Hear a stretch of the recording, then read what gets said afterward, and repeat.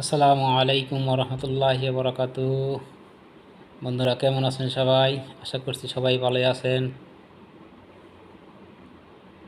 কে কোথা থেকে আমার এই ভিডিও দেখছেন? ভিডিওটা ভালো লাগলে লাইক কমেন্ট শেয়ার করবেন। আজ কিছুদিন বাংলাদেশ অনেক গরম পড়তেছে, প্রচুর গরম পড়তেছে বাংলাদেশে। মালয়েশিয়াতে প্রতিদিন বৃষ্টি হচ্ছে। এই জন্য সবাই দোয়া করি যেন বাংলাদেশে বৃষ্টি হয়, তাড়াতাড়ি বৃষ্টি হয়। বাংলাদেশে বর্তমান প্রচুর গরম। ফেসবুকে দেখতেছি প্রায় গরমে সব জায়গায় মানুষ অসুস্থ হয়ে পড়তেছে।